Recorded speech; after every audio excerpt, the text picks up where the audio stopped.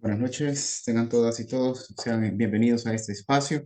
Únicamente, por favor, si me pueden confirmar en el chat o si tienen habilitado su audio, si me escuchan, por favor, y si miran la presentación. Buenas noches, licenciado Serafín. Sí, muy bien. ¿Te escucha? Excelente, Excelente. muchas gracias. Gracias. Bueno, sean todos y todas bienvenidas a este espacio.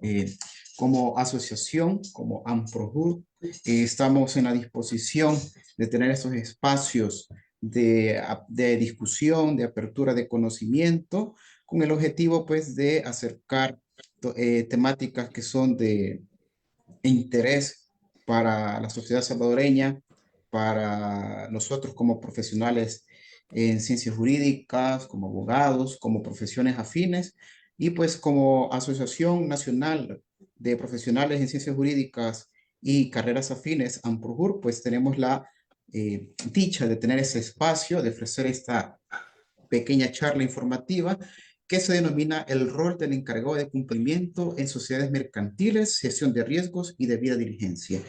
Como bien ustedes están enterados y enteradas, pues este espacio es totalmente gratuito. Se cuenta con un espacio de tiempo de 2 horas, pero esperamos desarrollar esta jornada en 1 hora con 30 minutos, dejando un espacio aproximado de 15 minutos para preguntas y respuestas.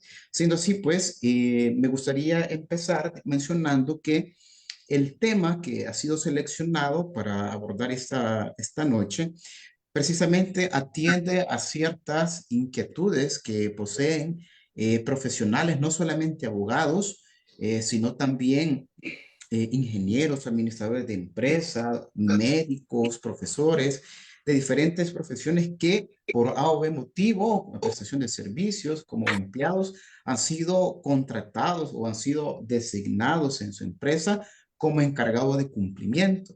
Y es preciso, en primer lugar, me gustaría hacer la diferencia entre un oficial de cumplimiento y un encargado de cumplimiento. Probablemente de los que están acá esta noche, algunos ya tienen una idea general de lo que son o una idea bastante profunda de lo que es el tema del compliance, de la prevención de lavado, debida diligencia y las características que debe de cumplir o las diferencias entre un encargado de cumplimiento y un oficial de cumplimiento. Únicamente hacer diferencia que el oficial de cumplimiento está designado únicamente para aquellas instituciones que son supervisadas por la Superintendencia del Sistema Financiero.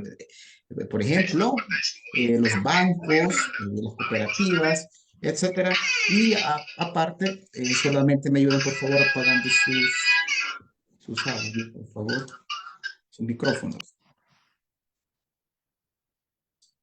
Gracias.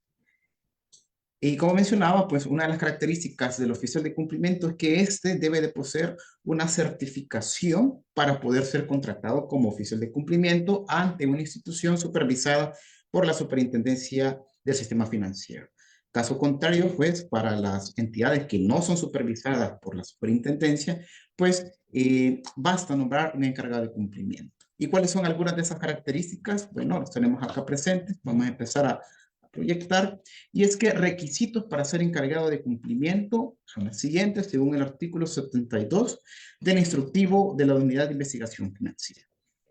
El objetivo de esta charla, de lo que vamos a ver el contenido, es principalmente, en este momento, algunas características del encargado de cumplimiento, pero particularmente conocer cómo ejecutar ese rol de encargado de cumplimiento, cómo realizar una identificación de riesgo, cómo ejecutar el trabajo de la debida diligencia. Por supuesto que en 2 horas no se logra ver todo el aparataje de lo que corresponde al tema del trabajo de debida diligencia que debe de ser un encargado de cumplimiento, pero se brindarán nociones básicas, ¿no? Para poder tener una orientación o tener, refrescar algunas ideas que ya poseemos al respecto.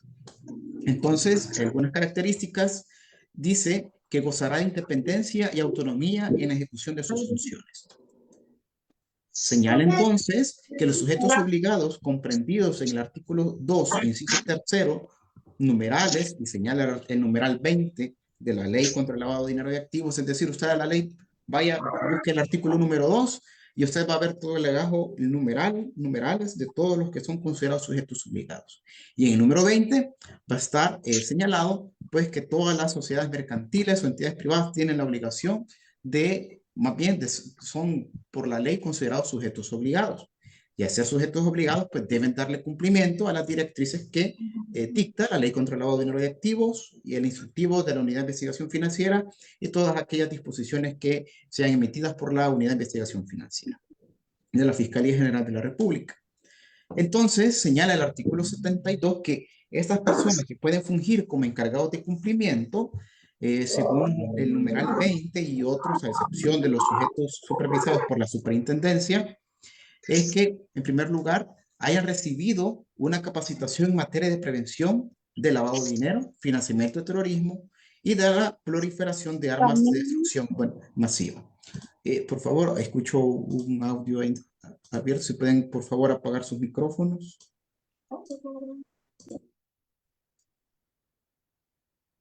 Ahí está.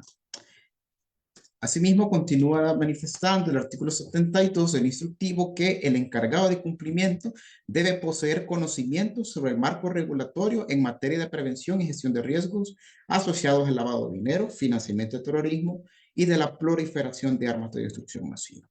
Uno puede decir, bueno, hay que ser abogado entonces para poder fungir como encargado de cumplimiento. No necesariamente. Basta pues con que, como dice el literal A, tener una capacitación, poseer una capacitación en materia de prevención. Y por supuesto que sea una capacitación bastante amplia que cubra todos los aspectos necesarios de conocimiento para poder fungir como tal. Y C, contar con experiencia suficiente en el giro de la actividad económica del sujeto obligado. Y en este último numeral es que me quiero centrar porque precisamente el nombre de esta capacitación es en cuanto a la gestión de riesgos y debida diligencia, ¿no? Por lo tanto, tenemos que, como encargados de cumplimiento, conocer el giro de la actividad de la empresa en la que vamos a fungir como encargados de cumplimiento, sea una sociedad mercantil, sea una organización sin fines de lucro, una ONG, sea una empresa constructora, sea la entidad que sea, pues debemos poseer un conocimiento de cómo opera mi empresa, porque si no conozco cómo opera mi empresa o el giro de esa empresa, pues difícilmente voy a poder tener una noción de cuáles son los riesgos a los que esa empresa con el giro que tiene, cuáles son los riesgos a los que regularmente está expuesto. Más adelante vamos a ver vamos a tener como una participación como que si nosotros fuéramos encargados de cumplimiento de una empresa constructora. No es necesario que vayan a participar ustedes, encender sus cámaras y hablar, no. Vamos a hacer esa apariencia de que somos encargados de cumplimiento de una empresa del sector construcción. Entonces, importante, contar con experiencia suficiente en el giro de la actividad económica del sujeto obligado. Entonces, si nosotros conocemos la actividad, el giro de esa empresa, pues nosotros vamos a poder tener una idea de cómo opera esa empresa y cuáles son los riesgos a los que se afronta. Por ejemplo, podemos decir, esta empresa recibe pagos de clientes en efectivo mayores a $10,000 en el transcurso de un mes. Podría ser. Entonces, usted dice, bueno, la ley contra el lavado me dice que pues debo de monitorear aquellas operaciones o incluso reportar como una operación regulada aquellos pagos que un cliente me realice que sean iguales o mayores a $10,000 en efectivo en el transcurso de un mes. O pagos por otros medios, pudiendo ser un cheque, si igualan o superan los $25,000 en el término de un mes por un solo cliente. Entonces tenemos aquí estas imágenes, ¿no? Gestión de riesgo. ¿Qué es un riesgo? Es aquella probabilidad de que algo se vaya a configurar. Por ejemplo, si nosotros manejamos una motocicleta y no usamos casco, pueden pasar diferentes cosas, pero nosotros sabemos que pueden pasar esas cosas. Uno, que me vayan a multar porque no llevo casco. Dos, que tengo un accidente y como por lo que no llevaba casco, pues puedo sufrir un percance mayor, un golpe en la cabeza o qué sé yo, o el hecho de transportar mi motocicleta ya representa un riesgo. Entonces, si yo ya tengo idea de que es ese riesgo, ¿qué medidas debo de tomar yo para evitar que me vayan a multar, que yo me vaya a caer, que me vaya a golpear? Entonces, si usted sabe que el no portar un casco mientras usted conduce una motocicleta es constitutivo de una falta y por ende una multa, usted pues dice, no, entonces voy a portar con mi casco para evitar que ese riesgo se configure. Entonces, eso es lo mismo que sucede en una empresa. Si usted sabe que hay clientes que le pagan igual o más a $10,000 en efectivo, pues usted ya sabe que la ley le dice que debe realizar una debida diligencia y por lo tanto usted con ese cliente va a tener, digamos, un mayor cuidado, una mejor gestión en cuanto al trabajo que va a realizar. Más adelante vamos a ver detalles. Y aquí traslado lo que, haciendo una comparación, pero también colaboración de lo que establece la norma ISO 31000, que está destinada pues a la gestión de riesgos en la organización. Y dice en este texto de introducción a la gestión integral de riesgos empresariales que el buen gobierno de una sociedad en general exige el establecimiento de un control interno adecuado que permita a la alta dirección de la empresa la toma de decisiones. Vea qué importante es acá, porque como encargados de cumplimiento no significa que nosotros pues somos los principales llamados a implementar una buena gestión, sino que esto consiste en una cultura de prevención y que la cultura de prevención debe venir desde el máximo órgano de jerarquía o de dirección de la empresa en la que estamos trabajando. Por lo que, obviamente, conforme al trabajo que realiza el encargado de cumplimiento, también va a servir de base para que el órgano de mayor dirección pueda tomar decisiones acertadas.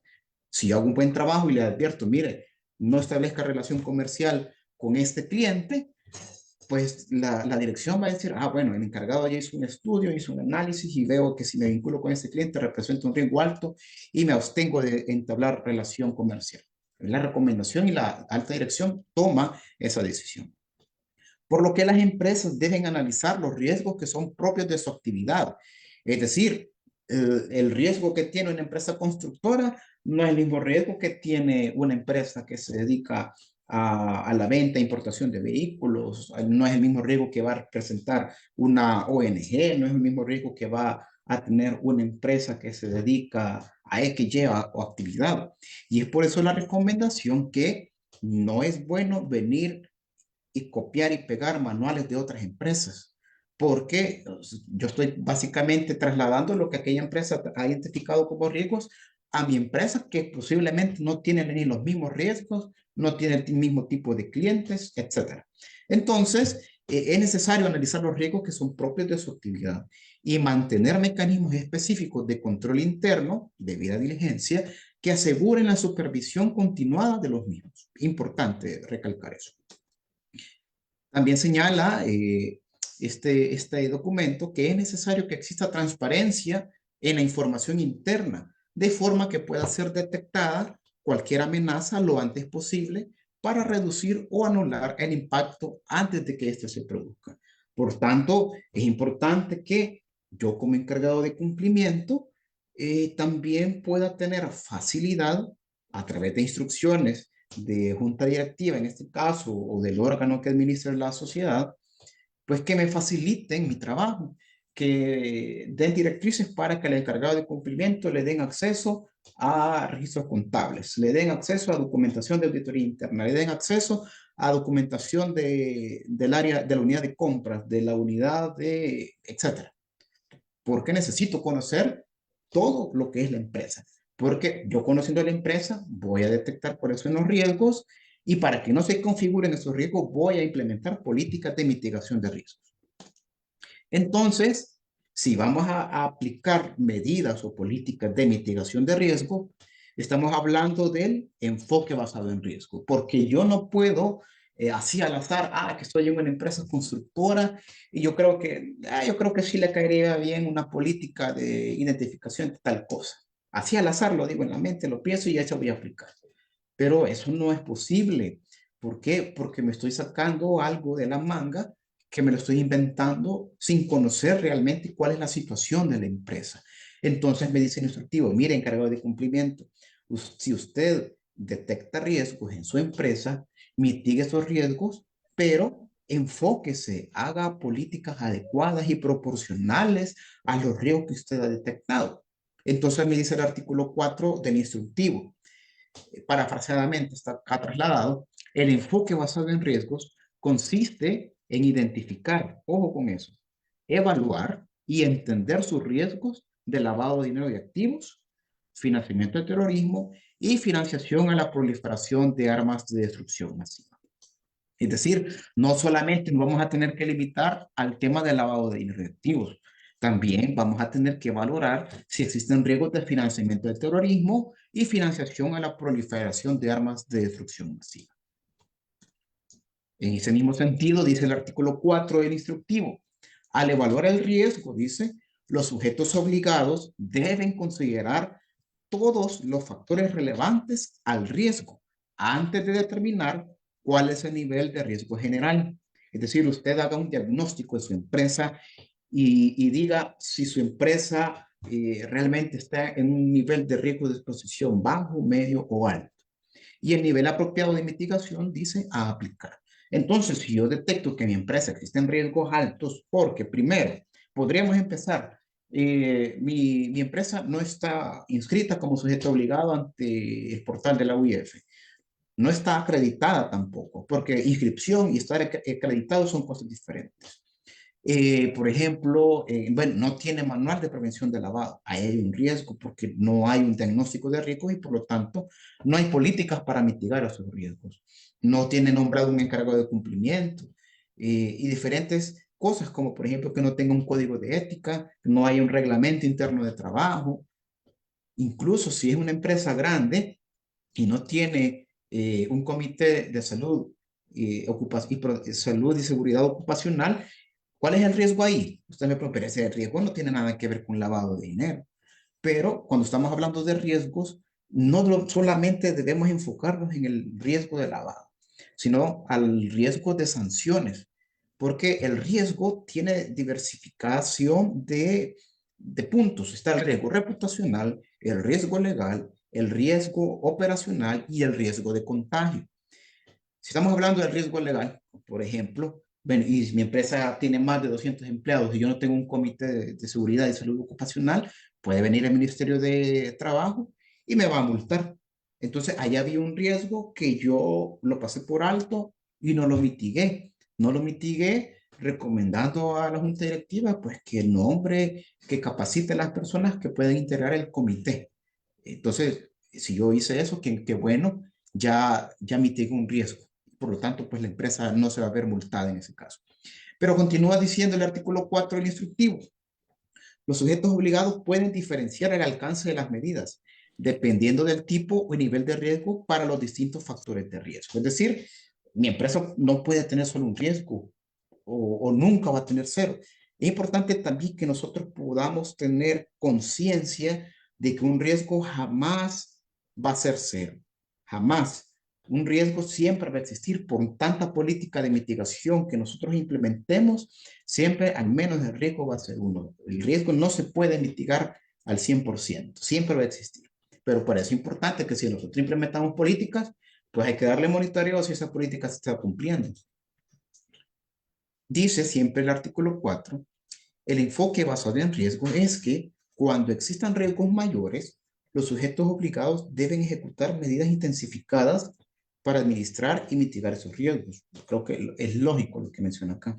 Y que, por su parte, cuando los riesgos sean menores, pueden aplicar medidas simplificadas, todo lo cual debe quedar justificado y documentado. Es decir, es que yo conozco a este cliente desde hace 15 años y nunca me ha dado problema. O sea, eso no es una justificación tampoco. O sea, si realmente ese cliente nunca me ha dado problema, bueno, yo primero, para clasificar a ese cliente como de bajo riesgo, bueno, tengo que ir a ver los antecedentes de este cliente, cuál ha sido la forma de pago, en qué plazos paga, si los pagos que él realiza, pues realmente tienen lógica con su actividad económica y cualquier otra situación, y lo cual pues yo voy a justificar y documentar y hacer una clasificación incluso de tipos de cliente que a mí me representen un riesgo bajo, medio o alto. En las evaluaciones sobre el riesgo llevadas a cabo por los sujetos obligados. Muy bien. Ahora, principios de la gestión de riesgos. Esto no lo van a encontrar en el instructivo ni lo van a encontrar en la ley. Estos son extractos de la norma ISO 31000 respecto a la gestión de riesgos en la organización, los cuales se los traslado acá porque hay que tener una visión integral cuando estamos hablando de due diligence, de la debida diligencia. Hay documentación muy buena, incluso hoy en día pues está implementándose en instituciones públicas y en algunas privadas que se están certificando en ISO 37001 2016, hoy actualizada, la versión 2025, que es el tema del sistema integrado de gestión antisoborno. Entonces, esa normativa ISO 37001, si ustedes van a leer en qué consiste la ISO, pues también da directrices para temas de prevención. Bueno, la ISO 37001 generalmente está enfocada a la gestión o prevención de sobornos. Pero también hay que entender que el soborno es un delito determinante o generador del delito de lavado de dinero y activos. Por lo tanto, si la ISO 37001 establece ciertos lineamientos que yo considero, puedo retomar de estos lineamientos para aplicarlos a mi empresa, enhorabuena. Entonces, la norma ISO 31000, que no es certificable, contempla 11 principios para una gestión eficaz del riesgo. No vamos a desarrollar los 11 principios, sino algunos relevantes, y uno de ellos señala o se denomina que la gestión del riesgo es una parte integral de todos los procesos de la organización.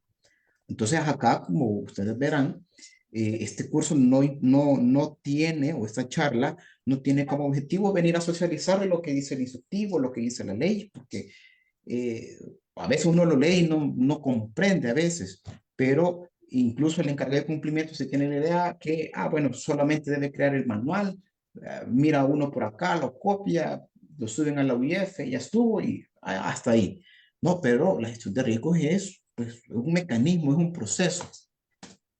Y señala que la gestión del riesgo no es una actividad independiente, ojo con eso, separada de las actividades y procesos principales de la organización, sino que es parte de las responsabilidades de gestión y una parte integral de todos los procesos de la organización, incluyendo la planificación estratégica y todos los procesos de la gestión de proyectos y de cambios. Por eso, incluso muchas empresas, si no es que todas, tienen, ustedes podrán ver, a veces usted entra a la empresa, a las oficinas de la empresa, y va a ver dos rótulos ahí, misión y visión. Por ejemplo, eso ya orienta cuál es el rumbo que lleva esa empresa. Entonces, usted puede partir cuál es la misión y la visión de mi empresa en la que yo pertenezco y en la que estoy fungiendo como encargado. es esta y esta. Por lo tanto, debo procurar que mi empresa no se vaya a ver afectada ni a nivel reputacional, legal, operacional, ni de contagio. Por lo tanto, voy a aplicar políticas que protejan esa reputación de mi empresa. Porque cuando estamos hablando de reputación o del riesgo reputacional, es de lo que socialmente se habla de esa empresa. Mi empresa tiene una proyección social, tiene una imagen social, una imagen que se ha ganado con trabajo por 50, 30 años. Por lo tanto, esa buena reputación debe de mantenerse. Y para que se mantenga, pues yo debo procurar que mi empresa no vaya a ser utilizada para lavado de dinero o cualquier otro delito, ¿verdad? Entonces, las actividades de una organización, incluida la toma de decisiones, dan lugar a riesgos. Ahora, puede suceder que hay decisiones que no son acertadas, que son decisiones que se toman por no tener de base una asesoría o un informe realizado por el encargado de cumplimiento. Cuando estamos hablando aquí de la gestión de riesgos, es importante también que podamos tomar de base lo que son las matrices de evaluación de riesgos. Aquí no vamos a hablar ni a desarrollar una matriz por temas de tiempo, pero es importante que en la matriz pues, ustedes tengan identificado qué áreas o qué procesos de su empresa se representan un mayor riesgo y pues, a esas pues, darle prioridad para aplicar medidas de mitigación de riesgos. El artículo 10 del instructivo de la Unidad de Investigación Financiera pues ya nos habla de todo ese tema. Nos dice, usted como empresa tiene que ir a revisar si los canales de comunicación o de pago incluso de su empresa representan riesgo. Hay dos vertientes o entendimientos de qué vamos a entender por los canales.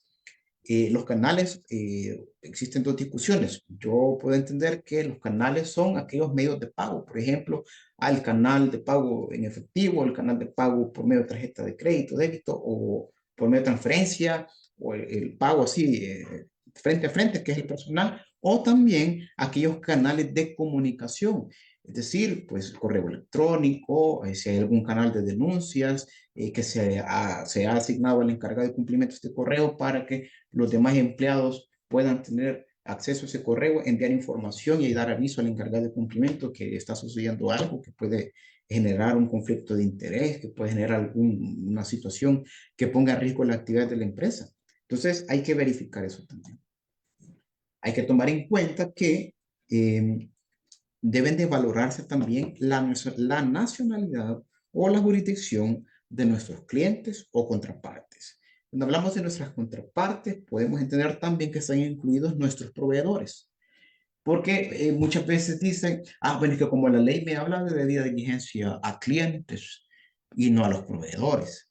Y muchas veces, pues hay empresas que omiten realizar debida diligencia a los proveedores. Es un gran problema porque, por ejemplo, imagínese el proveedor, le está proveyendo alguna maquinaria que pues venga de, por ejemplo, un país considerado paraíso fiscal o según el Grupo de Acción Financiera es considerado un país ubicado en la lista negra o en la lista gris, como puede ser eh, con posibilidad de equivocarme, pongamos a Dubái o cualquier otro país que no tiene regulaciones de lavado o que sea considerado un paraíso fiscal.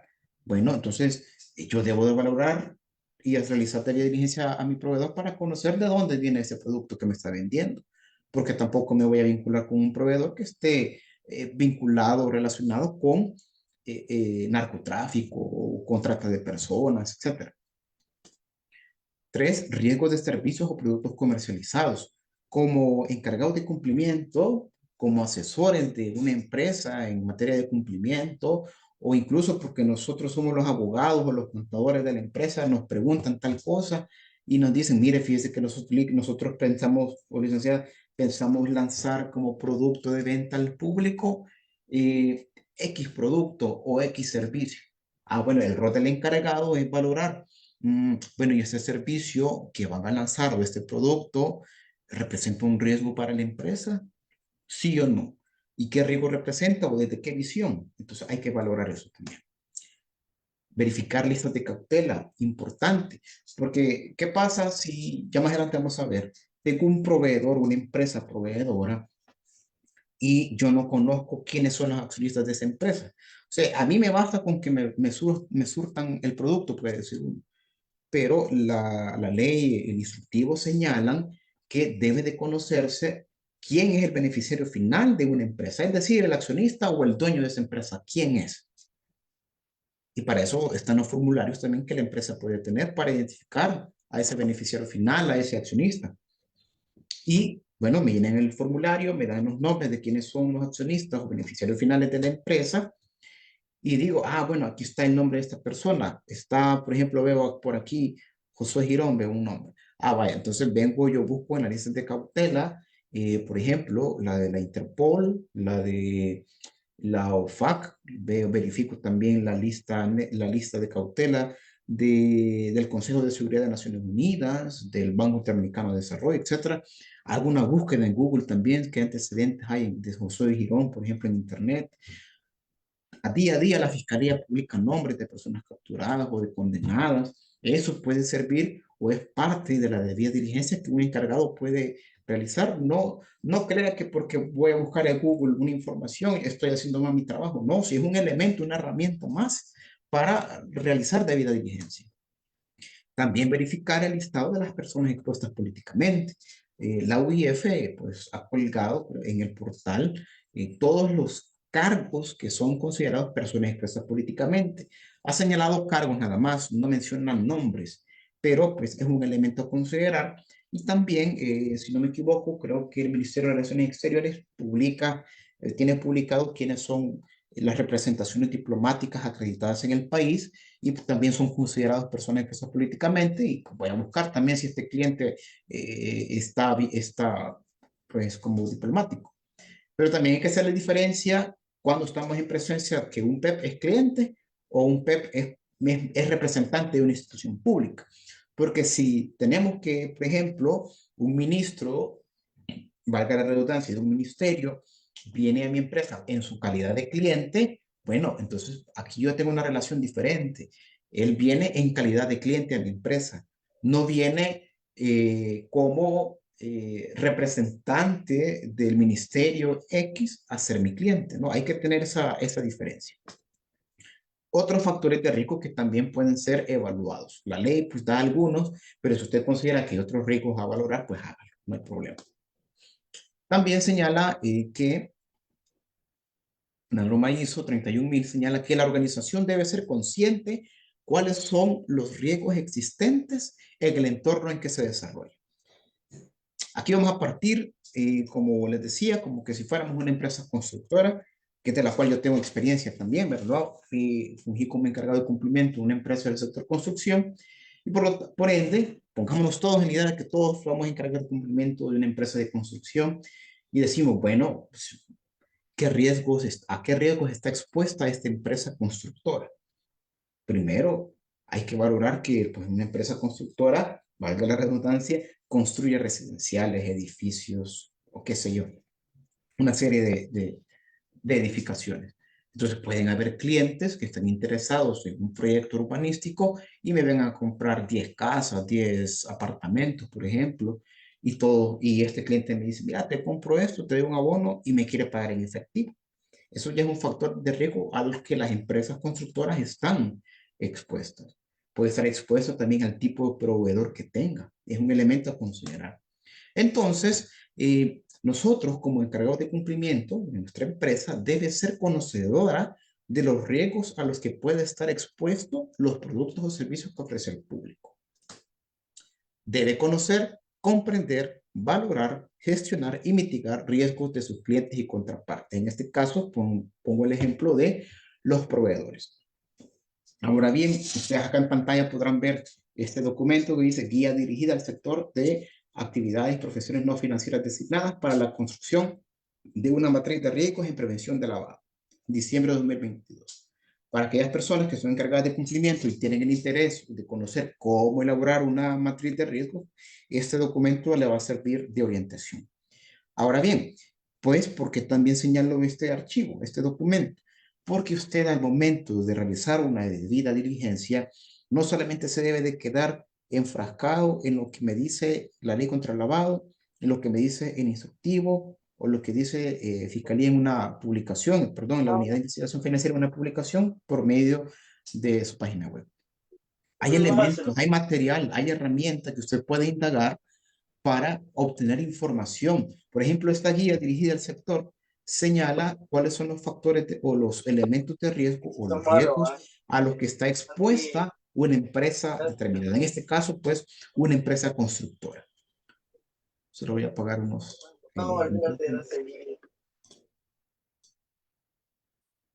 okay. En este caso, vamos a partir de que somos encargados de cumplimiento de una empresa de construcción. Y vamos a conocer lo que dice la guía dirigida al sector APNFD.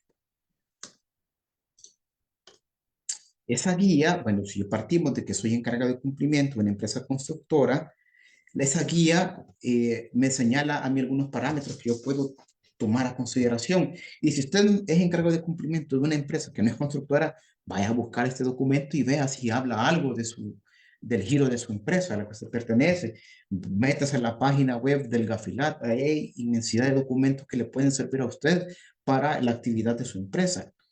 Y señala agentes inmobiliarios en este caso, uno de los sectores con mayor exposición al riesgo de lavado, dice el Gafilat. Los países miembros de Gafilat, en los que se incluye ya El Salvador, han identificado a los agentes inmobiliarios como una de las principales actividades de profesiones no financieras designadas que está mayormente expuesta al lavado de dinero y el financiamiento del terrorismo. Para el año 2021 se habían identificado más de 500,000 agentes en la región latinoamericana. La participación de un agente de bienes raíces, señala, proporciona a lavadores la impresión de respetabilidad y normalidad. Ustedes pueden hacer sus conclusiones con esto, especialmente en transacciones grandes, y es un paso más en la cadena de lavado de dinero y activos, que frustra la detección y la investigación. Es decir, están haciendo uno de los pasos para lavar dinero, colocación, estratificación, etc. De acuerdo con la Superintendencia de Sujetos No Financieros de Panamá, con este método, los lavadores cumplen con el objetivo de legalizar sus ingresos, manifestando que son provenientes de sus construcciones, ¿verdad? Están ocultando y colocando el dinero. Bajo esta medida, también se generan operaciones inusuales en las facturas, teniendo como aliadas a constructoras. Oh, entonces, y aquí, si yo soy encargado de cumplimiento y aquí el CAFILAT me está diciendo que los agentes inmobiliarios están lavando dinero con ayuda de empresas constructoras, ¿qué me corresponde a mí? Voy a tener entonces que implementar políticas de mitigación de riesgos para realizar una adecuada debida diligencia a aquellos clientes que son agentes inmobiliarios. Porque me va a pedir a mí, mire, construyeme un complejo residencial, por ejemplo, y empresas distribuidoras de material. Entonces, si hay empresas distribuidoras de material que también han sido utilizadas o han brindado apoyo para lavar dinero a los agentes inmobiliarios, bueno, entonces yo como encargado de cumplimiento de una empresa constructora, tengo que realizar debida diligencia a aquellas empresas que me distribuyen a mí el material, que me distribuyen el cemento, que me distribuyen el hierro, que me distribuyen cualquier producto. Incluso fíjense que sucede que las empresas constructoras, al momento de evaluar la calidad de un cemento, pues pide muestra a una empresa, puede ser, omito nombre, puede ser cualquier empresa y le dicen, den una bolsa de cemento para hacer una muestra y esta muestra yo la llevo a un laboratorio X, para que este laboratorio X me determine si el cemento es de buena calidad o no, porque probablemente yo como empresa constructora no tengo la capacidad para realizar un análisis que puede ser un laboratorio. Pero he ahí también la necesidad de realizar una debida diligencia a este proveedor, a este laboratorio. ¿Por qué? Porque un laboratorio químico de esa magnitud, pues debe de tener una autorización hoy en día de la Superintendencia de Regulación Sanitaria, por poner un ejemplo. Yo debo de conocer si el permiso que tiene este laboratorio para operar está vigente o no.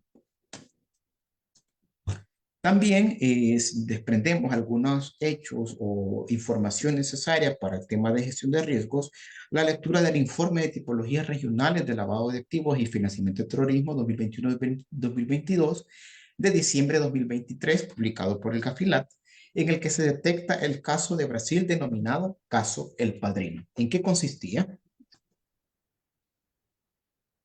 Es un delito por delitos fiscales y fraude. Caso del Padrino señala que fue en Brasil. Delitos determinantes o delitos generadores de lavado de dinero era el robo de identidad para defraudar cuentas bancarias. Monto involucrado, más de $500,000.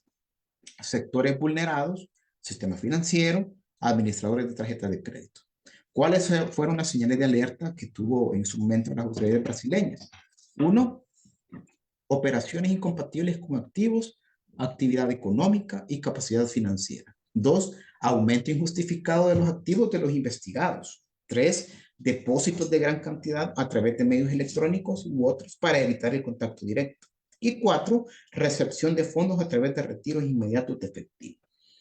Explico para aquellas personas que todavía se están adentrando en el tema del compliance, del lavado de dinero. Cuando hablo de delitos determinantes o delitos generadores, eso nace de la teoría de la autonomía del delito de lavado de dinero. Es decir, que para que yo pueda lavar dinero, primero debo de cometer un delito que a mí me genere una ganancia económica ilegal, ilícita. El ejemplo claro es robo o cometo extorsión hacia una empresa. Bueno, si yo extorsiono a la empresa para que mensualmente me dé $5,000, por ejemplo, obviamente ese dinero que yo estoy recibiendo, esos $5,000, es un dinero mal habido, un dinero sucio, un dinero ilícito. Pero entonces yo para poder justificar esos $5,000, porque probablemente los se piden en efectivo, yo voy a empezar a idear diferentes tácticas para darle legitimidad a esos $5,000 producto de la extorsión. Entonces ese es el proceso de lavado y por eso se sanciona el lavado, esas actividades.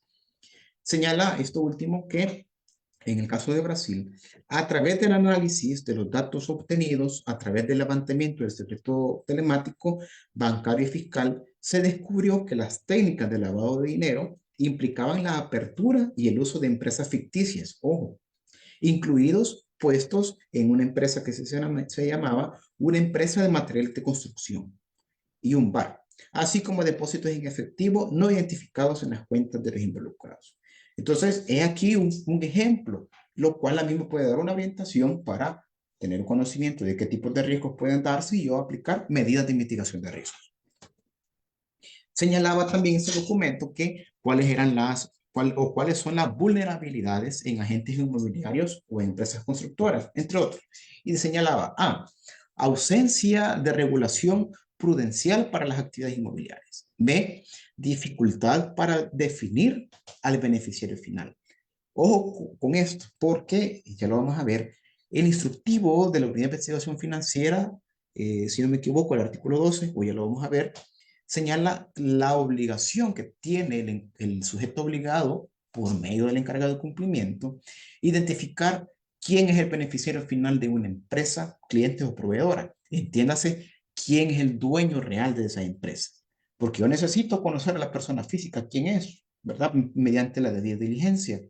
Una vez identificado, pues yo consulto en de cautela para ver si no tiene antecedentes por delitos de corrupción o lo que sea. C, alto uso de operaciones con dinero en efectivo. Eso ya es una señal de alerta. D, esto no lo omitimos. Y literal E, falta de concientización de los clientes que genera dificultad a los agentes inmobiliarios al momento de realizar debida diligencia. Por ejemplo, hay clientes que no quieren pues, colaborar con esos temas de debida diligencia. Pero vamos a centrar con el tema de identificar al beneficiario final.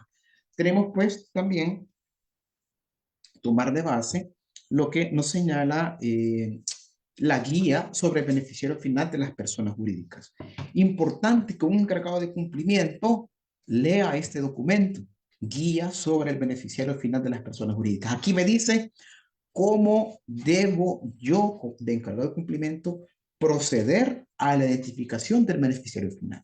Aquí me da orientaciones básicas como, por ejemplo, yo pueda elaborar un formulario para que yo se lo envíe al cliente o al proveedor para que me identifique quiénes son los accionistas de esa empresa o qué empresas son accionistas de esa empresa, porque sucede. Y si hay accionistas en esa empresa, que me identifique quiénes son los dueños de esa empresa que es accionista de esta otra empresa. Se lo digo por experiencia, hay casos así. He detectado, por ejemplo, en mi caso, que fui encargado de cumplimiento, que una empresa salvadoreña tenía como accionistas a otra empresa. Y cuando les pedí o les realicé debida diligencia ampliada para que me identificaran quiénes eran los dueños de esta empresa accionista, me descubrí que eran otras empresas cuya sede principal era en un paraíso fiscal. Entonces, y el hecho de que una empresa tenga su sede en un paraíso fiscal no es delito, no es delito. Pero pues ya me da a mí una alerta de que probablemente esté evadiendo impuestos. Y la evasión de impuestos, pues sí, sí es delito. Y es un delito generador de lavado de dinero. Es ahí, ¿verdad? El match, el clic. Por lo tanto, el artículo 12 del literal A, inciso segundo del instructivo de la Unidad de Investigación Financiera, señala, tratándose de la vinculación de personas jurídicas, es decir, si usted tiene un cliente, empresa jurídica, empresa privada, como un proveedor, como empresa, el conocimiento del cliente o contraparte supone, además de lo dispuesto en el perfil del cliente, es decir, que se identifica dónde vive, perdón, la dirección comercial, cuál es el giro económico, la tarjeta de IVA, debe conocer la estructura de su propiedad y el beneficiario final o real, en los términos de lo dispuesto en el artículo 20 del instructivo siempre. Es decir, dice, la identidad de los accionistas o asociados que tengan directa o indirectamente 10% o más de su capital social, aporte o participación en entidad. Es decir, bueno, en un primer momento, ustedes mandan el formulario, ya más adelante vamos a ver que, bueno, la UIF ha emitido un comunicado que dice que se va a pedir documentación financiera, tributaria, contable, para aquellas operaciones iguales o mayores a 25,000. Ya vamos a hacer una equiparación a eso. Pero entonces tengo la obligación que si la ley me dice, yo tengo que identificar a aquellos accionistas que tienen igual o más al 10%. Si hay accionistas que tienen menos de ese porcentaje, pues no, hasta ahí me detengo, ¿verdad? No profundizo más. Pero eso no significa de que yo no vaya a tener curiosidad y a indagar más. ¿Por qué? Puede suceder que esa sea una técnica para ocultar algo. También nos sigue señalando este documento de la guía que las señales de alerta más cotidianas evidenciadas en el sector inmobiliario, entre otras, está cliente o usuario se niega a entregar documentación de soporte de operación o actualizar la información básica. Incluso el reglamento de la ley contra el lavado señala esto como una señal de alerta. B, perfiles económicos no acorde con adquisición de bienes. Es decir, mire, él ha declarado que digamos que es empleado en X empresa y dice que gana tanto, pero veo que su perfil económico, su estilo de vida, pues, es superior a lo que dice él que tiene como ingresos. C, clientes que actúan en nombre de terceros, intentando ocultar la identidad del beneficiario final. Es decir, un prestanombre. No es el dueño directo de la empresa, pero a su nombre han puesto ahí para ocultar al verdadero dueño. D. Pago se realiza con fondos de distintas fuentes, cheques de distintos lugares y o de distintos emisores o de distinta naturaleza. E. Pago realizado por terceros. F.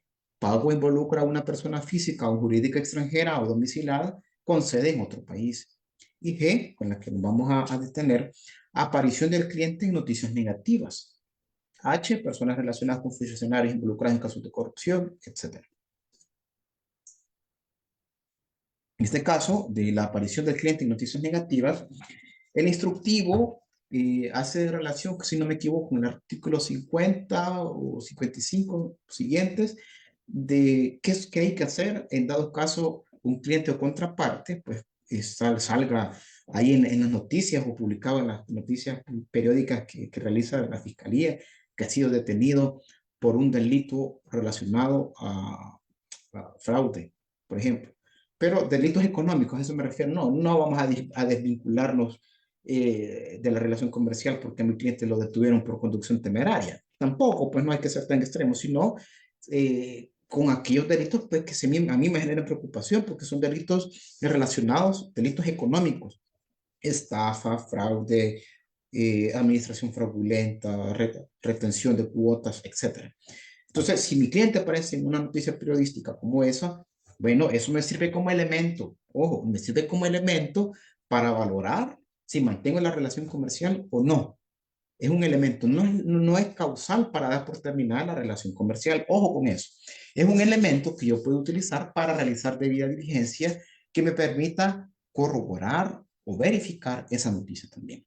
Y si yo le hago una evaluación de riesgo a ese cliente y me determino que el riesgo es alto, bueno, yo ahí ya puedo sugerir a junta directiva que pueda dar por terminada la relación comercial.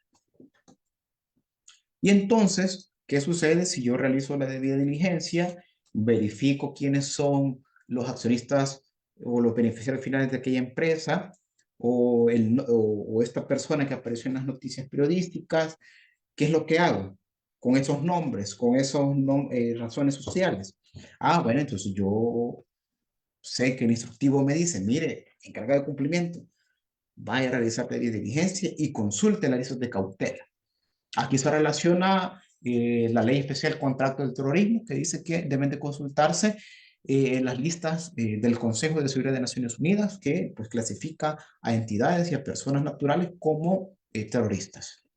Y aquí entra también el listado que publica la Unidad de Investigación Financiera en el portal del UIF, donde colocan los nombres de las personas que están siendo procesadas por delitos de agrupaciones ilícitas o de organizaciones terroristas, tanto los que están siendo procesados como los condenados. Es una lista que se debe de consultar también. Pero entonces, ¿qué listas de cautela se pueden consultar? Probablemente aquí ustedes ya conozcan algunas. Y está relacionado con estos artículos.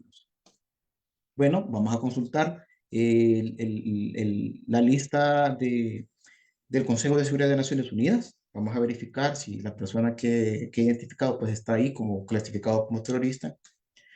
El listado del Interpol, el listado es público, usted puede ingresar a la página de Interpol y consultar el nombre, procurando descartar homónimos, hacer una buena búsqueda.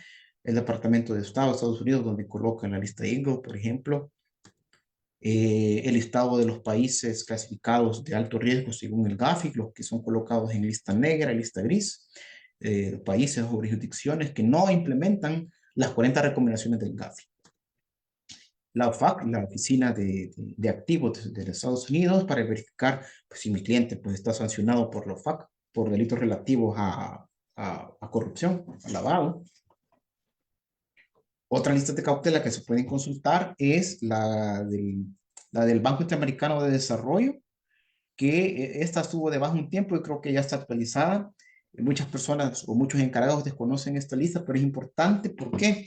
Porque el Banco Interamericano de Desarrollo coloca nombres de empresas y de personas que han incumplido con los proyectos que ejecuta el Banco Interamericano de Desarrollo y que han cometido fraudes, estafas, etcétera. Entonces es una buena lista que puede tomarse en cuenta.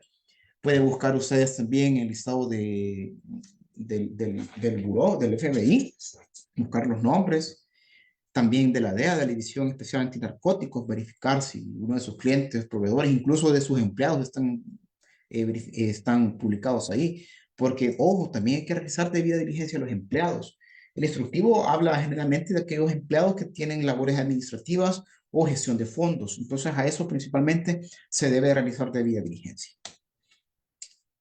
Ahora bien, coloco otros principios que señala la ISO 31000 de gestión de riesgos en la organización. Como mencionaba, eran 11 principios, pero vamos a desarrollar algunos. Vamos a ver el segundo y el tercero. Me dice literal, la gestión del riesgo es parte de la toma de decisiones. Obviamente, si yo no, o sea, en el sentido de que la cultura de prevención consiste en que yo debo verificar si hay riesgo acá, si hay riesgo en otra área de mi empresa, y conforme a esa identificación de riesgos, yo tomo decisión. ¿En qué sentido? Bueno, voy a tomar la decisión de implementar una política determinada para mitigar este riesgo. O ya una vez yo hice mi evaluación de riesgos, informo a junta directiva para que ellos decidan si continúan o terminan la relación comercial. B, la gestión del riesgo se basa en la mejor información disponible.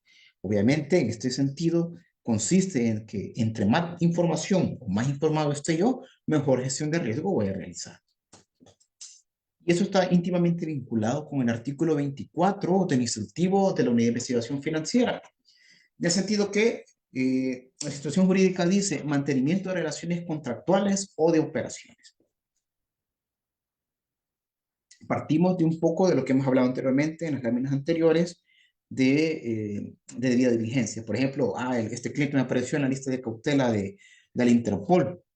Entonces yo voy a ver el artículo 24 y veo también que lo que me dice, me da algunas orientaciones. Y dice, los sujetos obligados deben tener políticas, procedimientos y controles idóneos, debidamente aprobados por el órgano de mayor jerarquía. En este caso puede ser la Junta Directiva, si es una ONG, pues la Asamblea General, o si tiene la facultad de delegar a la Junta Directiva, pues la Junta Directiva, o Administración Única, qué sé yo. ¿Para qué? Para la terminación de relaciones comerciales con clientes o contrapartes. Entiéndase, contrapartes pueden existir los proveedores, de conformidad con el ordenamiento legal, por supuesto, en los que se tenga en cuenta el análisis realizado del cliente. Es decir, no solamente porque me cae mal, yo recomiendo a la junta directiva que termine la relación comercial con este cliente, con este proveedor. No, yo debo dar cumplimiento a esos principios que la gestión del riesgo se basa en la mejor información disponible. Entonces, yo con base en información detecto riesgos e informo a junta directiva recomendándole que dé por terminada la relación comercial, pero será junta directiva quien determine si la da por terminada o no. Y ahí también entra lo que se denomina la tolerancia y de apetito de riesgo, que eso lo podemos ver en otra oportunidad. Entonces, se debe especificar la forma para contactar al cliente, la forma de documentar las actuaciones realizadas para obtener información del cliente, el plazo que se otorga al cliente para brindar información e identificar a la persona responsable de la decisión de dar por terminar las relaciones comerciales. Y fíjense que les cuento un tema curioso que, bueno, se me trazó esto. Ya, dejo eso acá y les comento. Con respecto al artículo 24 que acabamos de ver, y hay otros relacionados, el 24 no se limita a eso que yo les he mencionado, sino que el 24 dice los motivos por los cuales puede darse la terminación comercial con este cliente. Puede ser porque no proporciona la información, pero a veces hay clientes o proveedores que son cruciales para nuestra empresa. ¿Y qué es lo que hice yo en un momento? Bueno, como ahí me dice que yo puedo dar por terminada la relación comercial, pero yo como encargado no tengo la facultad para eso. Entonces yo lo que hice, me contacté con el, con el proveedor, ¿está? Con el proveedor y le mencionaba que con base al artículo 24 que me faculta para poder dar por terminadas relaciones comerciales y que aparte teníamos un contrato suscrito, un contrato que establecía cláusulas, condiciones, etcétera. Y el contrato generalmente, y recomiendo eso, que si ustedes pues tengan un contrato con un proveedor y que entre las cláusulas diga las causales de terminación del contrato. Y casualmente las cláusulas que se habían colocado en esos contratos decía que una de las causales para dar por terminada ese contrato era el incumplimiento a las leyes o normativas nacionales. Bueno, entonces yo de ahí me agarré, bueno, esta persona no está dando cumplimiento al instructivo de la Unidad de Investigación Financiera porque no está brindando la documentación que el encargado de cumplimiento de X empresa, que es sujeto obligado por la ley, pues no brinda esa información. Entonces yo le decía, mire, ustedes están incumpliendo la ley y como nuestro contrato dice que una de las causales para terminar el contrato es el incumplimiento de las leyes, pues yo estoy en la total habilitación para terminar la relación comercial sin responsabilidad para mí. ¿Por qué? Porque estoy dando por terminado un contrato que me está diciendo que la causal de terminación que yo puedo dar es porque mi contraparte está incumpliendo sus obligaciones. Entonces, no va a venir esta persona a quererme, bueno, probablemente me demande, pero yo voy a tener como defensa, mire, que yo di por terminada esa relación comercial y le demuestro porque él incumplió la normativa esta y esta, el encargado de cumplimiento le pidió esto y no lo dio. Por ejemplo, una idea. Ahora bien, es importante tener en cuenta otros documentos importantes para el tema de la gestión de riesgos y la debida diligencia, que usted conozca la información existente de El Salvador. En este caso, pues el informe de evaluación mutua de la República de El Salvador que realizó el Grupo de Acción Financiera de Latinoamérica en agosto de 2024. Y esto, para algunos que están empezando en este tema, nace también de las 40 recomendaciones del GAFI, del Grupo de Acción Financiera, que en su recomendación 1 establece la obligación para los estados, incluyendo El Salvador, de realizar una evaluación nacional de riesgos para identificar si existen riesgos de lavado de dinero, financiamiento del terrorismo o financiación a la proliferación de armas de destrucción masiva en El Salvador. Pero viene como el ente regulador o supervisor de que si El Salvador está implementando las 40 recomendaciones, en este caso de Gafilat, y le hace un examen a El Salvador, cómo está en el nivel de cumplimiento de las 40 recomendaciones. Entonces, este informe tiene información valiosa que ustedes pueden consultar para efectos prácticos de su trabajo como encargados de cumplimiento o como asesores en cumplimiento. Y uno de los apartados señala la evaluación del riesgo y alcance de los problemas de mayor riesgo del país. Dice que la República de El Salvador llevó a cabo una evaluación nacional de riesgos con la metodología del Banco Mundial que contempla el periodo 2017 a 2021. De acuerdo con dicho instrumento, el país se encuentra expuesto a una serie de amenazas y vulnerabilidades que determinan un nivel medio alto de riesgo de lavado de activos y financiamiento de terrorismo. Ojo, pero también dice el párrafo 27, en lo que respecta al lavado de activos, entre las principales amenazas identificadas por el país se encuentran la extorsión agravada, el tráfico ilícito de drogas, el tráfico ilícito de personas, seguido por los delitos de corrupción, contrabando, evasión de impuestos, trata de personas y tráfico ilícito de armas. Entonces, usted ya puede partir de cuáles son los principales riesgos que existen a nivel del país que configuran lavado, para que usted pueda tener un enfoque de, por ejemplo, si tengo un proveedor o un cliente que se dedica a la venta de armas, tiene una empresa que se dedica a eso, pues usted a ese cliente ya lo puede valorar como un riesgo potencial alto, para aplicar una debida diligencia intensificada, por ejemplo. En la evaluación nacional también se contempla como amenazas emergentes a los delitos ambientales. La evaluación se ve complementada con desarrollo de tipologías y algunos estudios estratégicos que contribuyen en la identificación de los riesgos de lavado. En El Salvador, puntualiza, entre las modalidades más habituales de lavado de activos relacionados con las principales amenazas, se identificó que en el caso de la extorsión y tráfico de drogas, el dinero se lava en la economía real en los sectores de bienes y servicios. Ojo con eso. Por lo que si usted está en una empresa que ofrece bienes o servicios, ya puede tener, entonces mi empresa pues tiene la posibilidad, un riesgo ahí latente de que pueda ser utilizada para lavar dinero, puesto que la modalidad de estos delitos es mediante el uso de dinero en efectivo. Por eso la Unidad de Investigación Financiera insiste pues en que las operaciones mercantiles, pues generalmente los pagos, los desembolsos sean por medios regulados, por cheque, por transferencia electrónica. Hay que evitar los pagos en efectivo que puedan generar alertas regularmente, pues aquellos iguales o superiores a $10,000. Y de paso, pues que sea un cliente, un proveedor, un cliente en este caso, que el perfil económico no cuadre, ¿verdad? Ya es un elemento a considerar. Por otra parte, dice, para los casos de corrupción, se ha evidenciado que en algunos casos se lavó el dinero a partir de la compra y venta de bienes inmuebles, adquisición de artículos de lujo o joyas en extranjero pagados en efectivo, además del uso del sector financiero. Entonces, usted ya tiene acá un elemento más en su radar para el tema de identificación de riesgos, la mitigación, gestión de riesgos y la debida diligencia. También señalaba este informe de evaluación mutua la transparencia de las personas jurídicas y beneficiario final, de lo que hemos hablado en el artículo 24 y según la guía de identificación del beneficiario final.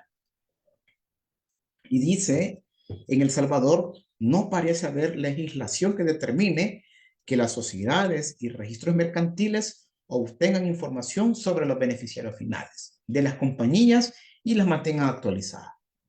La reciente evaluación de riesgos de lavado de activos o financiamiento de terrorismo incluye un módulo sobre personas jurídicas.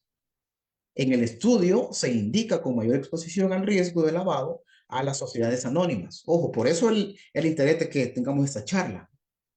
De eso se ha preocupado pues, nuestra asociación, AMPROHUR, de poder socializar estos aspectos, porque sabemos que hay abogados, hay colegas, hay contadores, auditores, administradores de empresa. Incluso el instructivo ya no pide que sea necesario un título universitario para fungir como encargado de cumplimiento. Y aquí la necesidad, la importancia de que como asociación pues estamos interesados de socializar eso, de fortalecer conocimientos. Y dice, este tipo de sociedades ha sido utilizado en esquemas de lavado de activos. Con relación a las demás sociedades incluidas en el análisis, se han calificado con un nivel de riesgo medio. A partir de investigaciones penales, dice, no se ha detectado el mal uso de algún otro tipo de sociedad que no sea anónima. No obstante, la falta de regulación en materia de beneficiario final afecta el nivel de riesgo de todas las sociedades mercantiles. He ahí porque un motivo de que las sociedades mercantiles o empresas privadas en el artículo 2, numeral 20 de la Ley contra el Lavado de Dinero y Activos son considerados sujetos obligados para implementar debida diligencia políticas de mitigación de riesgos, ¿verdad? He ahí el match de todo esto. Entonces, ya para ir aterrizando, para ir respetando el tiempo, nos señala, ya casi terminando, pues a eso me refiero, profundizando en la importancia de una debida diligencia. ¿Y por qué hablo de profundizar en la importancia? A esto me refiero con hacer conciencia en quienes son encargados de cumplimiento, tienen la intención de ser encargados de cumplimiento o van a empezar en este medio. Porque cuando estamos hablando encargado de cumplimiento, no hay que solo escuchar la palabra, el concepto, encargado de cumplimiento. Es decir, yo soy el encargado de cumplir con la ley, de cumplir con la ley, de cumplir con el instructivo, de cumplir con las directrices que emanan de la UIF, de cumplir con el manual de políticas, implementar esas políticas, tengo que cumplir. Y cuando estamos hablando de debida diligencia, hay que ser diligentes. Los que son abogados acá me entenderán que, pues, incluso un delito de culpa se puede cometer por negligencia, culpa o impericia. Son parte de los elementos constitutivos de un delito de culpa. Ya no se diga el dolo. Pero entonces, si estamos hablando de que la ley contra el lavado, el instructivo, me está dando obligaciones a mí que debo de hacer algo, el Código Penal me habla que si yo tengo la obligación de hacer algo y no lo hice, puede incurrir en una acción penal de acción por omisión. Entonces nos dice el artículo 19, acción y omisión. Los hechos punibles pueden ser realizados por acción o por omisión. Yo como encargado de cumplimiento tenía que realizar el reporte de operación sospechosa de este cliente y no lo hice. Si no lo hice, ya viene la ley contra el lavado y me dice en el artículo 4, 5, 7, 8, por ahí, que se comete también delito por encubrimiento. Es decir, yo cometí este delito por culpa, porque está regulado el delito de encubrimiento por culpa, porque fui negligente, no fui diligente, fui negligente y favorecí el cometimiento de lavado. Entonces, ahí hay una sanción penal para el encargado de cumplimiento por no haber sido diligente. Entonces, el artículo 20, comisión por omisión. El que omite impedir un resultado responderá como si lo hubiera producido. Si tiene el deber jurídico de obrar y su omisión se considerará equivalente a la producción de dicho resultado. Ojo con lo que viene. El deber jurídico de obrar incumbe a quien tenga por ley las obligaciones de cuidado, protección o vigilancia, lo que está resaltado. La ley contra el lavado me dice, empresa X, usted está considerado como sujeto obligado. Entonces yo ya tengo la obligación, yo como encargado de cumplimiento tengo la obligación emanada por la ley contra el lavado y el instructivo. Tengo, digamos, encomendada la obligación de vigilancia, me dice acá. El encargado de cumplimiento es un vigilante, es diligente, debe de estar pendiente de la implementación de las políticas, del monitoreo de riesgos, etc. Al que con su comportamiento precedente creó el riesgo. Omitir debida diligencia, omitir reportar este reporte de operación sospechosa. Y al que, asumiendo la responsabilidad de que el resultado no ocurriría, determinó con ello que el riesgo fuera afrontado. Es decir, ojo con esto, ¿no? Nos podemos enfrentar a esta situación, no crean que el encargado de cumplimiento es algo por cumplir un requisito, sino que hay una responsabilidad seria en eso. veamos, dice el artículo 12 del instructivo, establece medidas de debida diligencia estándar. Los sujetos obligados deberán, señala, como mínimo, tomar medidas razonables para llevar a cabo los siguientes procedimientos de debida diligencia, acorde con las actividades, naturaleza, tamaño, operaciones y nivel de riesgo del sujeto obligado, de conformidad con el enfoque basado en riesgo. Esto lo voy a apagar los micrófonos. Permítanme. Y nos señala que literal C del artículo 12, los clientes o contrapartes a requerimiento de los sujetos obligados deberán y estarán obligados a proporcionar cualquier información y documentación financiera o mercantil, contable, tributaria, representativa de la propiedad, posesión o tenencia de bienes muebles e inmuebles, constancias de sueldos o ingresos que justifiquen la procedencia u origen de fondos. Y lo que me dice el artículo 12, vaya, mire, pues, si probablemente su cliente, su proveedor, tiene un nivel de riesgo intermedio o alto, pues usted pedirá esta documentación. Pero también hay que estar informados, porque la Unidad de Investigación Financiera recientemente emitió este comunicado en el que dice, la Unidad de Investigación Financiera a los sujetos obligados comunica con el propósito de instaurar la instauración de políticas y procedimientos relativos a la prevención del delito que impidan tales actividades y que a su vez sean útiles en la dinámica empresarial, hace necesario aclarar que la implementación de políticas de debida diligencia por parte de los sujetos obligados a sus clientes referente a justificar la procedencia u origen de los fondos que señala el artículo que acabamos de leer, el artículo 12, letra E del instructivo, relativas a solicitar información y documentación financiera o mercantil, contable, tributaria, representativa de la propiedad, lo que acabamos de leer en el 12. Se deberá, dice, implementar únicamente cuando se realicen transacciones superiores a $25,000 realizados posteriormente a la vinculación de las relaciones contractuales, comerciales o apertura de cuentas. Por lo tanto, se exhorta a los sujetos obligados de revisar sus políticas de debida diligencia dentro de sus empresas, ajustándose al objetivo antes descrito en beneficio de sus clientes. Cuando salió este comunicado, muchos encargados saltaron, porque miren, ¿por qué nos están diciendo esto? Entonces ya no hay que hacer debida diligencia, que los formularios ya no los vamos a implementar, etc.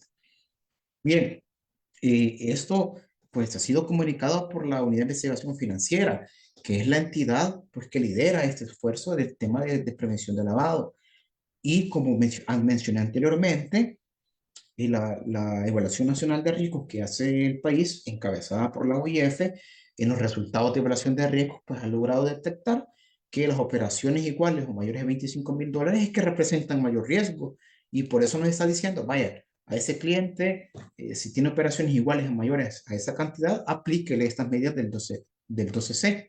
Pero si está abajo de ese umbral, pues no le aplique esas medidas, lo cual incluso puede ser beneficioso para nuestras empresas porque ya no vamos a estar con ese dime que te diré que mire por $7,000 ya le estoy pidiendo un montón de documentación. Hay que tener pues esa aptitud de poder interpretar lo que nos dice la UIF. Y es que eso no significa, por supuesto, que usted va a dejar de hacer debida diligencia. Aquí no le está diciendo que deje de hacer debida diligencia. Está diciéndole que adapte sus políticas de debida diligencia. Usted, ahora bien, si usted ve que un cliente está tratando de tener una operación irregular y que está abajo de los $25,000, pueden ser $7,000, $5,000, pero le parece sospechoso o hay una señal de alerta que a usted no le parece, usted está totalmente habilitado por la ley, por el instructivo, que usted puede valorar eso como una operación sospechosa. La ley dice, no importa que se cumplan los $25,000, pero si está bajo y es una operación sospechosa, usted tiene el deber de reportar esa operación. Incluso el instructivo habla del reporte de tentativa de sospecha. Algunos comentarios de esto que acabamos de ver. Bueno, los $25,000 es el parámetro de control establecido por el Estado salvadoreño. Como dije, la recomendación 1 del instructivo, perdón, de la recomendación 1 del Grupo de Acción Financiera señala la obligación que tienen los estados de realizar una evaluación nacional de riesgo. Y si en los resultados de esa evaluación dice o arroja como resultado que pues, hay mayores riesgos en operaciones iguales o mayores de $25,000, pues conforme a eso se deberá de legislar y de trabajar. So pena de lo que dije anteriormente, ¿verdad? No significa que usted deje de hacer debida diligencia. Recuerde que el encargado de cumplimiento posee obligación de monitorear. Esa obligación no está siendo suprimida en ese comunicado.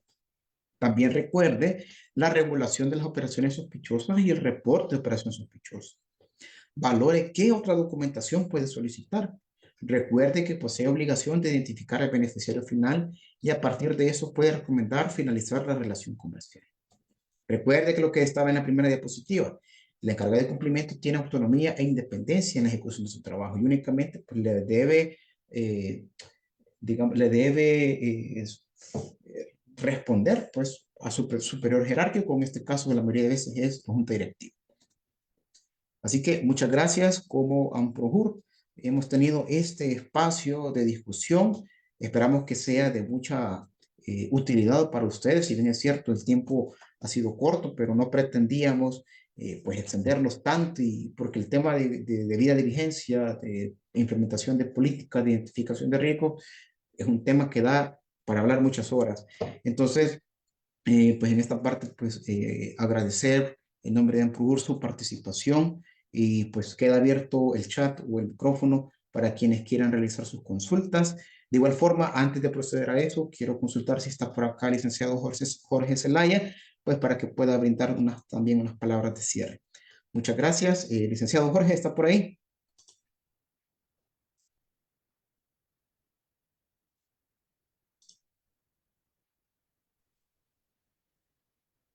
Hola Herbert, Hola, hola. ¿Qué tal, licenciado? Un gusto saludarlo. un gusto Herbert, felicidades, qué buen dominio del tema, de verdad. Si gustas, Muchas gracias. contesta algunas preguntas porque han hecho buenas preguntas en el chat y Ah, después muy nos bien. despedimos de todos. Muy bien. Si tiene por ahí a la mano, no sé si, vamos a ver.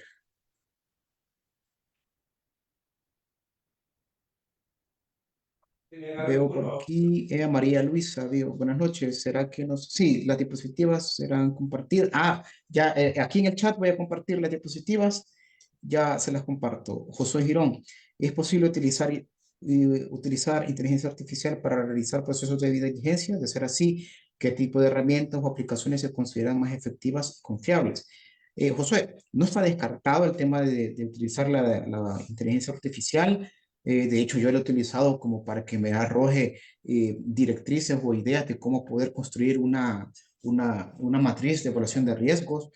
Usted puede utilizarla, no hay ningún problema, siempre y cuando pues, no utilice la inteligencia artificial para sustituir sus capacidades, ¿verdad? Por ejemplo, si usted va a rendir un informe a la junta directiva, procure no hacerlo con inteligencia artificial. Se puede auxiliar, por supuesto, para recoger elementos de cómo estructurarlo o de elementos a considerar. No está cerrado eso.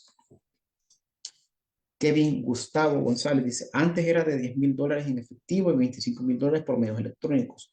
Solo se aplicaría entonces en el segundo caso los 25,000.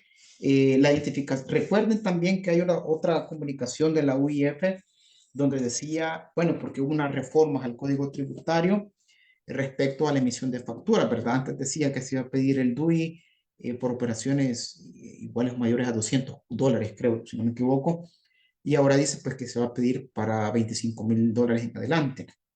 Empezando por ahí para la solicitud del DUI.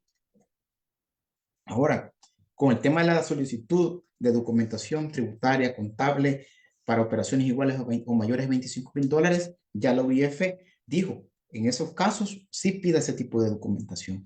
Pero si está abajo de los $25,000, no es necesario que lo pida. Y como le digo, bueno, nos hace un favor también porque nos quita carga laboral. Igual, si tiene Kevin otra inquietud o ampliar mi respuesta, pues está disponible el chat.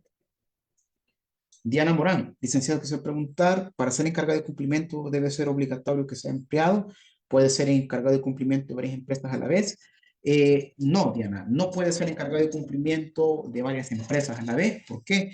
Porque el encargado de cumplimiento se registra en el portal del OIF de una empresa. Entonces, si usted es encargado de cumplimiento de una empresa X y después viene a ser nombrada en empresa Y, pues ahí la UIF va a hacer el cruce de información y creo que no habilitaría que se inscriba como encargado de cumplimiento de otra empresa. Tampoco, bueno, el instructivo no permite el servicio de encargado de cumplimiento o de gestión de cumplimiento vía outsourcing. Solicita pues que principalmente sea un empleado de la empresa, puede ser un empleado, por ejemplo, puede tener labores administrativas de este encargado de cumplimiento, por ejemplo, puede estar en recursos humanos, pero no debe ser ni el auditor ni el contador. Eso no puede ser nombrado como encargado. Puede ser usted del área de unidad de compras o de otra área para ser nombrado como encargado. No hay impedimento. Hay empresas que únicamente contratan a la persona para fungir como encargado. Si usted, por ejemplo, es el encargado de la unidad de compras, perfectamente puede ser nombrado como encargado de cumplimiento. Y usted va a tener una idea también si la carga laboral es extremadamente alta o moderada o baja, no hay ningún problema. Mirna Elena Hernández, en el caso de tener un cliente PEP, pero ya pasó el periodo que nos dice la ley, que ha pasado máximo 5 años después de estar en el cargo, ya no es funcionario. Perdón, ¿bastará con la actualización de información para dejar tener esa clasificación? Sí, efectivamente. Yo le recomendaría de que si este funcionario, bueno, no sé si habrá sido de elección popular o de segundo grado, puede buscar la publicación del diario oficial o la publicación que realiza el Tribunal Supremo Electoral del nombramiento de un funcionario como tal y que establezca desde cuándo hasta cuándo iba a fungir como funcionario y si ya pasaron el plazo que establece el instructivo, pues ya automáticamente pues ya no sería clasificado como una persona expuesta políticamente. Así que no hay problema si ya pasó ese plazo. Puede, por supuesto, como mencioné, importante consignar que exista documentación. Entonces, usted hace relación de todo eso, puede levantar un memorando o un acta que la agregue al expediente de esta persona, haciendo considerar pues, de que esta persona ya no es PEP. Hasta acá veo las preguntas, comentarios. Si hay alguien que quiere utilizar el micrófono, pues también lo puede hacer. Jorge, no sé si hay preguntas en YouTube o Facebook, no sé. Hola, en Facebook nos hacen la pregunta de que diferenciemos en claras palabras al oficial de cumplimiento y al encargado de cumplimiento, porque suelen en su mayoría confundir los términos. Entonces sería bueno de que aclararas cuáles son las diferencias objetivas y puntuales entre ambos. Ok, yo lo puedo resumir en lo siguiente. Oficial de cumplimiento únicamente para entidades supervisadas por la Superintendencia del Sistema Financiero y encargado de cumplimiento aquellas entidades que no son supervisadas por este ente. Aparte, que el oficial de cumplimiento sí requiere una certificación internacional, el encargado de cumplimiento no necesita eso, basta con que tenga una capacitación en la materia. Con esos dos puedo cerrar eso. También Diana Morán pregunta, si un obligado no está inscrito, ¿qué pasaría?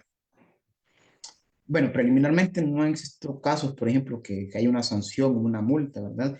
Pero estamos ante un incumplimiento. La UIF en años anteriores ha dado bastante prórroga, incluso en instructivo, para que los sujetos obligados se inscriban.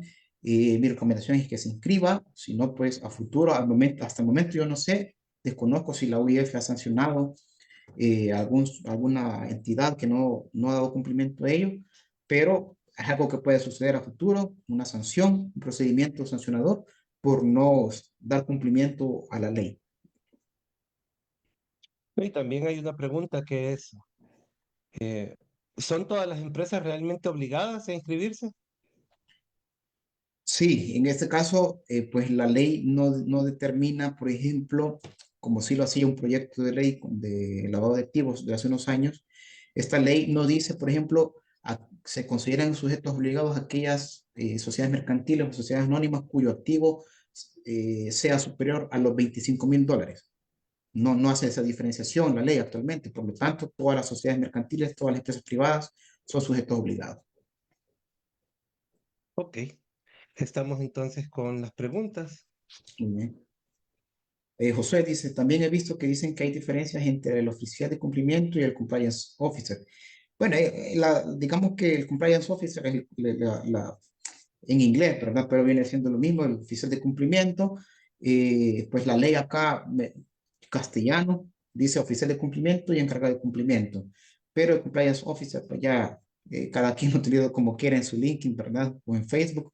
Pero los términos correctos en El Salvador, oficial de cumplimiento y encargado de cumplimiento. Y que también el compliance lo ocupan para otras personas que hacen debida diligencia, no Sí, necesariamente con la unidad de delitos financieros. Es así un cargo es. como gringo, administrativo que les gusta a ellos, que es como un controller dentro de la Sí, empresa. como gestión de riesgos, incluso el tema del implementador de la ISO 37001 puede ser compliance officer. Exacto, el de la antisoborno, ¿verdad? Sí, sí, sí. Sí, eso es bien importante. Yo creo que para los que están conectados, vamos a intentar hacer también una clase acerca de la ley antisoborno. No se ha dado mucho a conocer, pero para los que ven compras públicas y también ven licitaciones, es bien importante esta nueva reforma que se ha hecho para la obligatoriedad de tener actualizada esa norma. No muchos la saben y el licenciado Herbert está al tanto de eso, por eso a las personas que están conectadas las invitamos a que estén pendientes de la asociación porque sí vamos a hacer un tema acerca de la explicación realmente de la ley antisoborno, cómo entra para las compras públicas.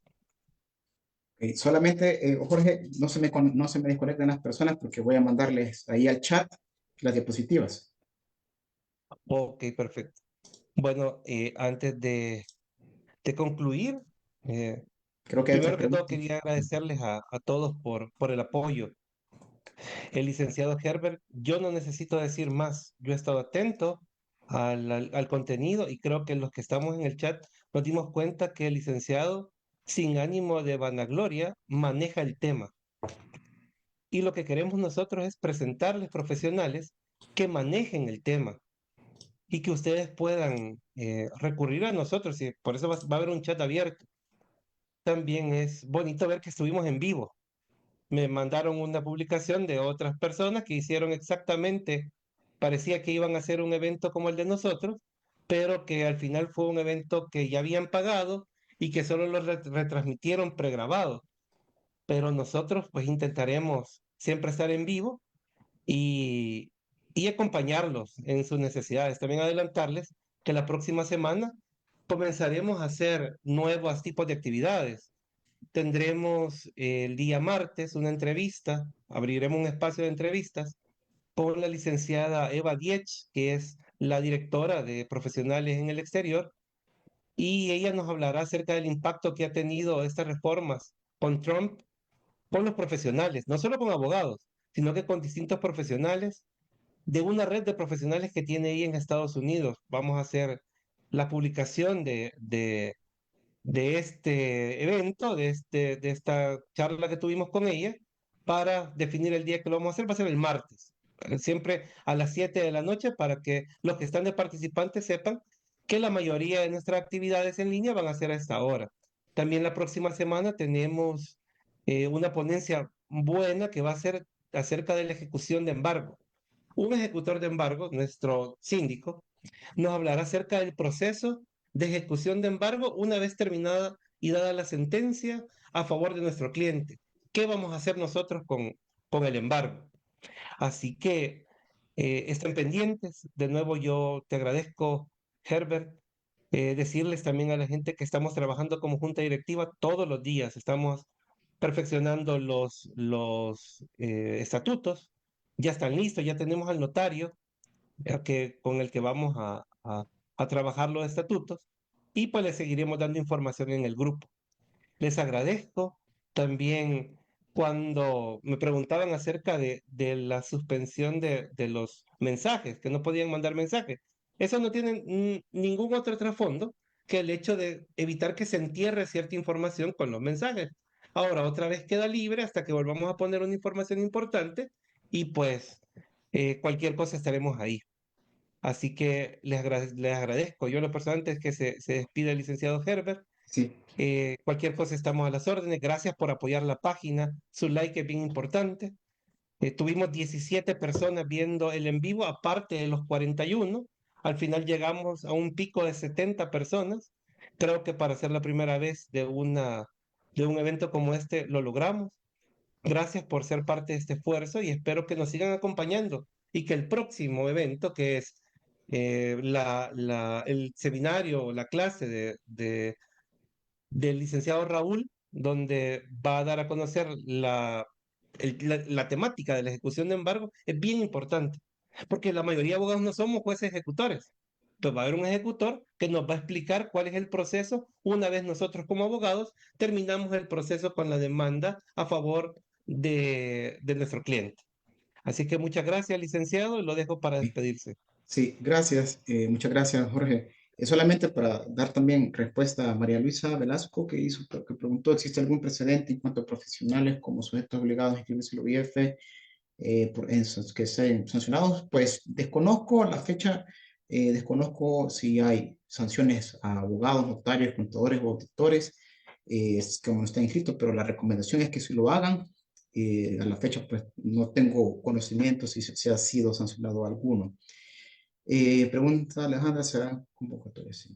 Bueno, entonces, muchas gracias por el espacio. Agradezco el interés que tuvieron en esta jornada. Espero que haya sido eh, orientador para ustedes y que les pueda servir, ¿verdad?, en sus funciones como encargados o asesores. Así que ha sido un gusto. Pasen una feliz noche. Muchas gracias.